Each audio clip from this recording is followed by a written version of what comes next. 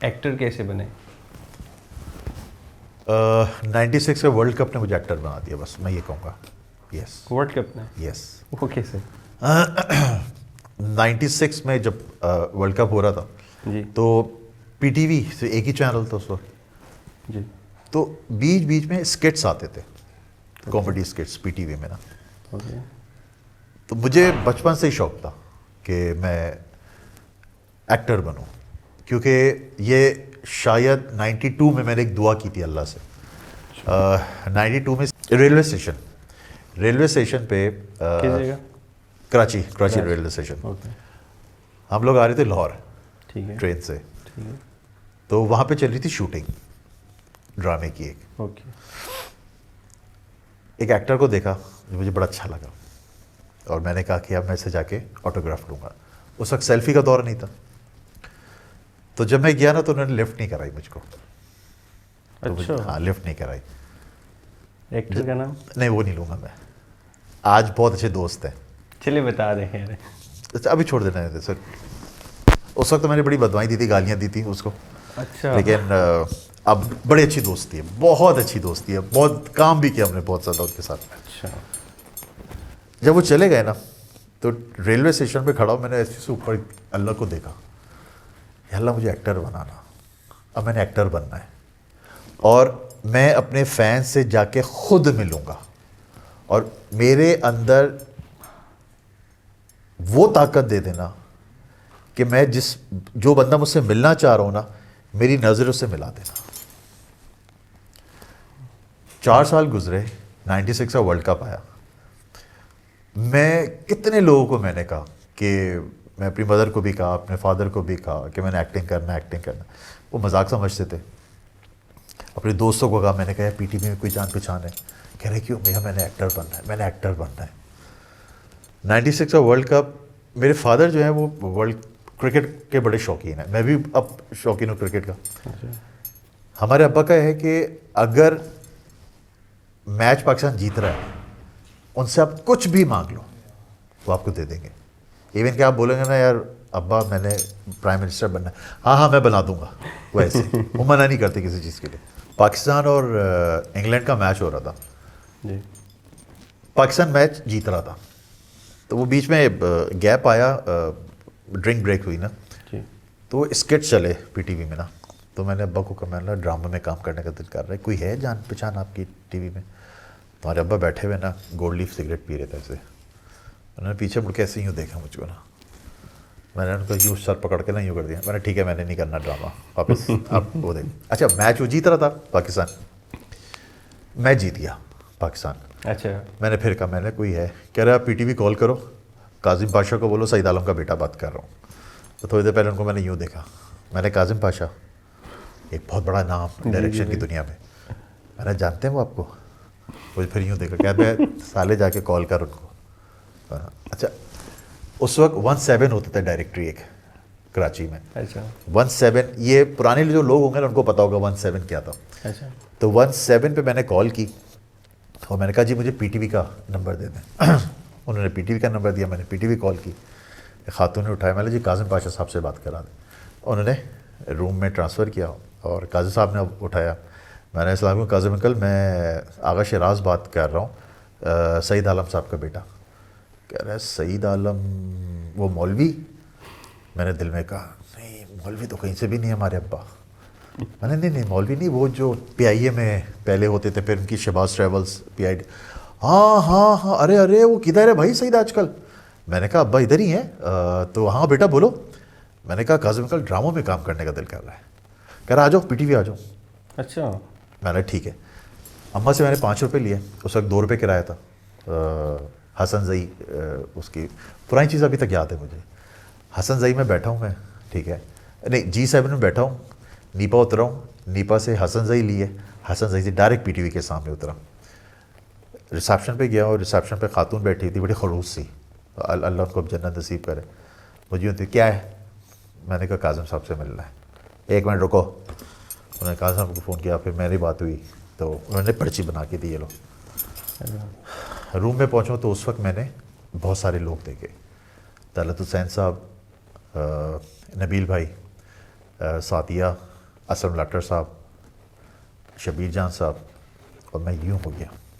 मैंने यार जिनको हम टीवी पे देखते थे आज मैं उनको लाइव देख रहा हूँ, मतलब घबराहट थी, ऐसी थी। सलाम दो हुई तो उन्होंने काजू साहब ने कहा बेटा बैठो। मैं तलत साहब के ना बराबर में जाके बैठ गया। काजू साहब ने कहा खड़े हो। अच्छा मैं समझा पता नहीं क्यों, शायद पीछे बिठाना चाह रहा हूँ, न्यू कमर हूँ, पीछे आके बैठो। मैंने सर खैरियत, कह रहे हैं इजाज़त लो, ये है पीटीवी। वो अकदार थे वो। मैंने तलत साहब से इजाज़त ली, कहते हैं हाँ बेटा बैठो। फिर मैं साथ बैठा, उन्होंने मुझे देखते ना स्क्रिप्ट हाथ में पकड़ा दिया, ये लो। मैंने कहा काज़िम अंकल वो सुना है ऑडिशन भी होता है। कहते हैं साले एक बात बता, डायरेक्टर तू है या मैं हूँ? मैंने आप। कह रहे मुझे पता है तुम कर लोगे। मैंने कैसे? कहते बेटा मुझे हो गए 20-25 साल डायरेक्शन को, मैं बंदे की चाल देख के बता देता हूँ कि ये एक्टिंग कर सकता है नहीं कर सकता, और तेरी आंखें बता रही हैं तो एक दिन बहुत बड़ा एक्टर बनेगा। मैंने अच्छा। बड़ी खुशी हुई होगी उस टाइम पे। अच्छा मुझे उस वक्त नहीं पता था, फिर जब सारे चले गए ना, फिर मैंने काज़िम अंकल से पूछा, मैंने काज़िम अंकल क्या है ये वजह, क्या आपने मुझे उठाया, इजाज़त दो ये? कहते हैं आगा बेटा ये समझो एक इंस्टीट्यूट है, जब तुम बाहर जाओगे ना, जब तुम्हारा पहला प्ले ऑन एयर होगा, तुम पीटीवी को रिप्रेजेंट कर रहे हो। आज भी उमर भाई जितने भी पीटीवी के एक्टर्स हैं ना, आपको डाउन टू अर्थ मिलेंगे। जितने भी प्राइवेट के पैदावार है ना, उनके सरिया होगा कॉलर में, देख लें आप। तो मुझे काज़िम अंकल ने कहा था कि बेटा जिंदगी में किसी से ऊंची आवाज में बात ना करना, वक्त पे पहुंचना, और स्क्रिप्ट जो है सेट पे मत लेके आना। सेट पे मत लेके आना? सेट पे मत लेके आना। अच्छा।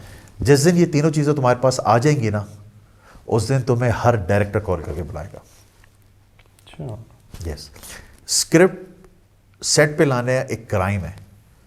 Yes, it's a crime. यहाँ पे तो डायरेक्टर के हाथ में होते, वो बोल रहा होता है ये एक्टर की बात है। एक्टर को क्यों स्क्रिप्ट पहले दिया जाता है ना कि ये बोलो, एक्टर को तो पता गलत है ये। एक्टर को क्यों स्क्रिप्ट दिया जाता है पहले? कि याद कर लें। याद करें। जो हमारा सेट है ना, बेसिक इट्स अ स्कूल, ठीक है। जब हमारे एग्जाम्स होते हैं जी। पेपर हो रहे होते हैं, हमारे हाथ में बुक होती है नहीं। ये वही स्कूल है हमारा। वहां पे पता चलता है कि तुमने अपनी किताब को कैसे याद किया है, किस तरीके से याद किया है। एक पेशेंस आपका शो करता है। यस, आपकी राइटिंग, आपकी तहरीर, आपका बोले का अंदाज, ये हर चीज़ जो है वो पेपर पे लिखी जा रही होती है। वो पेपर क्या है? वो है टीवी आपका। जितना आप खूबसूरती से आप अपनी एक्टिंग करोगे, टीवी पे वही चीज़ नज़र आएगी आपको। और आवाम और डायरेक्टर, प्रोड्यूसर्स, चैनल्स फिर आपको रिमार्क्स देंगे, क्या ये 100 आउट ऑफ 100 है, 100 आउट ऑफ 20 है। और सबसे अच्छे एक्टर की निशानी ये है कि जिसको डायरेक्टर दूसरी दफ़ा बुला ले, समझे बहुत अच्छा एक्टर है। सर आजकल एक्टर्स का आपको लगता है कि वो मयार है जो पीटीवी के टाइम पे होता है? नहीं नहीं, डायरेक्शन, एक्टिंग। देखिए डायरेक्शन अब टोटली डिफरेंट हो गई है, लेकिन एक्टर वो पैदा नहीं हो रहे हमारे पास। हमारे पास अभी सिर्फ बस सही अच्छा है, हाँ अच्छी एक्टिंग कर रहा है, काम चल रहा है। काम चल रहा है। आप आज के दौर के एक्टर को मूव करा लें, बस मूवमेंट वाला उसको सीन दे दें, आप जुमला भूल जाएगा वो। पीटीवी में अभी भी आप जाके ड्रामे उठाएं, हर दूसरे तीसरे जुमले पे आपको एक्टर मूव करता हुआ नजर आएगा। इसको कहते हैं खूबसूरती। हार्ट बीट है ना, जब आप हॉस्पिटल में लेटे हुए होते हैं, जब एक स्ट्रेट लाइन आ जाती है, मरीज मर जाता है। एक्टिंग भी वही है। जब तक आप में मूवमेंट है, आपकी नज़रें व्यूअर्स की चलती रहेंगी। एक जगह बैठे फ़ोन पे बात किया जा रहा है, हाँ हेलो क्या हाल है तुम्हारे, ये जो सामने वाला व्यूअर है ना, वो भी थक जाएगा, यार क्या ड्रैग है यार। वही फ़ोन की आप सीन मूवमेंट में कराएं, आपको सीन भी खूबसूरत लगेगा और जो व्यूअर बैठा हुआ ना वो बैठ के देखेगा। दूसरा आपकी अदायगी, कि आप जो बोल रहे हो वो व्यूअर को समझ आ रहा है नहीं आ रहा। हमारे आजकल अखबार पढ़ रहे हैं, बस एक नॉर्मल बोले जा रहे हैं। सर अब चीज़ें अगर आप प्रोडक्शंस देखें ना तो आप आपके जो सफ़र है वो एक आर्ट से देखे, आर्ट प्रोडक्शन से देखे, ठीक है, आप आर्ट सिनेमा देख लें, आर्ट ड्रामास देख लें, वो कमर्शलाइज हो गए। Yes. अब हम कमर्शियल साइड पे चले गए, जहाँ पे आपको अगर 10 ड्रामा चल रहे हैं ना अभी भी, तो आप उठा के देख लें, मोस्टली सेम ही स्टोरीज हैं ऑलमोस्ट। एक एक्टर है वो एक अमीर बंदे का कैरेक्टर कर रहा है ना, तो वो आप उसी में करते हुए लाइक नज़र आएगा, ठीक है। वो आगे उसके एक और ड्रामा आएगा, उसमें भी वो अमीर है, उसमें भी उसके आगे पीछे गार्ड्स और ये सारा सीन चल रहा है, Yes. ठीक है। क्योंकि आप अब उसको अगले ड्रामे में गरीब दिखाएंगे, लोग देखेंगे नहीं। Yes. पुराने ज़माने में ये नहीं होता था, तब तो लाइक आप मेरा एक प्ले था मौसम, इसमें मेंटली रिटार्डेड जावेद शेख का बेटा पागल मैं बना था, हैदराबाद रिजी साहब की डायरेक्शन में। जी मुझे उस वक्त पता चला जब मेरा पहला एपिसोड होने ही हुआ और मैं रात को एक दावत में गया था। मुझे उस वक्त पता चला यार मैं बहुत अच्छा एक्टर हूँ। मैं अपनी तारीफ इसलिए कि मैं अपनी तारीफ नहीं कर रहा, मैं वैसे एक बात बता रहा हूँ। वैसे आपको किसी ने हाँ, मैं गया और मैं बैठा तो सामने एक बच्ची रोना शुरू हो गई मुझे देख के। मैं यूँ देख रहा हूँ, पहले क्यों, वो अम्मी करी ये पागल है मारेगा मुझे। मैं समझ गया यार मैंने बहुत अच्छी एक्टिंग की है। वो आपको पागल समझ रही थी। यस, वो पागल समझ रही है। आप कामयाब कब होते हो, जब आप घर से बाहर निकलते हो और सामने वाला आपको बदवा दे, या शर्म नहीं आई तुम्हें, तुमने उस औरत के साथ ऐसी हरकत की है। समझ लें आपने बहुत अच्छी एक्टिंग की है, आप बहुत अच्छे एक्टर हो। अगर आप कोई किरदार दिलों में उतर जाता है। लेकिन हमारे यहाँ, मैं अभी भी यहाँ पे इस प्लेटफॉर्म के तवज्जो से ये बोलूँगा कि भाई आप इंसान को उसके कैरेक्टर से मत जज करो। हम एक कठपुतली हैं, हमें जैसे मोल्ड किया जाता है हम एक्टर, हाँ वो बन जाते हैं। मसला ये है हमें पैसे दिए जाते हैं इस काम के, बस मसला ये है। हमें पैसे दो, हम हर कुछ बन जाएंगे। हम लड़की भी बन सकते हैं, हम पुलिस वाले भी बन सकते हैं, हम मासूम भी बन सकते हैं, हम बदमाश भी बन सकते हैं। हाँ वो जो डिमांड होगी उसके हिसाब से आपको। लेकिन दुनिया का सबसे मुश्किल तरीन काम है ये उमर भाई, दुनिया का सबसे मुश्किल तरीन काम एक्टिंग है। 100 लोगों से पूछो ना एक्टिंग करना है, जिनमें से 95 लोग बोलेंगे हाँ करना है। आप मुझसे पे एक सवाल कीजिएगा, अच्छा आपने एक्टिंग करना है जी, आपको आती? जी जी मुझे आती है। कितने सब्जेक्ट्स हैं एक्टिंग के, बस ये पूछिएगा। अभी भी यहाँ पे बहुत से लोग पूछे कितने सब्जेक्ट्स हैं, नहीं बता, कोई नहीं बता सकता। हाँ 7.5 अरब एक्टिंग के सब्जेक्ट्स हैं। 7.5 अरब जी, इंसान उससे ज़्यादा हैं हर में। जितने इंसान हैं उतने सब्जेक्ट्स हैं। हम जब ड्रामा कर रहे होते हैं, हम किसकी एक्टिंग कर रहे होते हैं? कैरेक्टर्स की। कैरेक्टर्स की। कोई पागल कर रहा होता है, कोई नशेई का कर रहा होता है, कोई डॉक्टर का कर रहा होता है, कोई पायलट का कर रहा होता है, तो कोई बाप का कर रहा होता है, कोई माँ का करेक्टर कर रहा होता है। आप हर करेक्टर, अब यहाँ पे जितने भी लोग हैं ना, सबके डिफरेंट करेक्टर्स हैं। आप एक एंकर हैं, मुझे अगर एंकर की एक्टिंग करनी होगी तो मुझे आप ही की तरह बोलना, आप ही की तरह शूटिंग बूटिंग करना होगा। अब एक ड्रामे का है जिसमें मैं डीओपी बना हुआ हूँ, मैं बहुत बड़ा डीओपी हूँ। मुझे उसकी एक एक मूवमेंट देखनी होगी कि उसको कैमरा कैसे पकड़ता है, वो अपने स्टाफ से कैसे बातें करता है, ठीक है। फिर जो हमारे जो स्पॉट बॉयज़ हैं उनकी ड्रेसिंग देखनी होगी मुझे। स्पॉट बॉय कभी सूट बूट में आएगा? नहीं आएगा, कभी भी नहीं आएगा। वो कैजुअल आएगा। वो क्यों? क्योंकि उसको पता है उसने क्या काम करना है। या मेरे कपड़े ख़राब हो गए तो मैं टी शर्ट, जब ख़त्म हो जाएगा शूट फिर मैं हैंडसम बन के निकलूँगा। तो ये दुनिया का सबसे मुश्किल तरीन काम है। डॉक्टर का करैक्टर आ गया, आपको डॉक्टर की लैंग्वेज समझनी पड़ेगी कि डॉक्टर लिखता कैसे है। डॉक्टर, आप फार्मासिस्ट बन जाए, उसकी राइटिंग किसी को समझ में आती है? आपको वो जब मैंने मौसम किया था, हमारे घर के ही नीचे अपार्टमेंट में एक छोटा सा मेंटली रिटार्डेड बच्चा रहता था। काजिम अंकल ने मुझे कहा था बेटा किसी कहीं चले जाना पागल खाने, और जाके वो हैदराबाद रिजी साहब ने कहा था कि शिराज तुम ना पागल खाने चले जाना और जाके लोगों को देखना कि वो क्या हरकतें करते हैं। ओके। अब मैं कहाँ पागल खाने जाऊँ, गुद्दू मंदिर ये इधर उधर सारा। तो खुदा की तरफ से ही हमारे ग्राउंड फ्लोर में एक लड़का रहता था, रेहान नाम था उसका। वो थोड़ा सा मेंटली रिटार्डेड था। वो क्या करता था, वो अपना कॉलर ना मुंह में रखता था। मुंह में? हाँ, अच्छा। मैंने वो चीज़ सीख ली उससे। और वो हर बात पे ना यूँ करता था।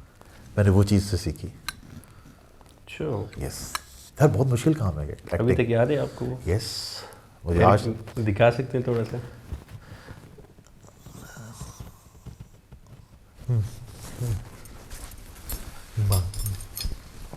बाबा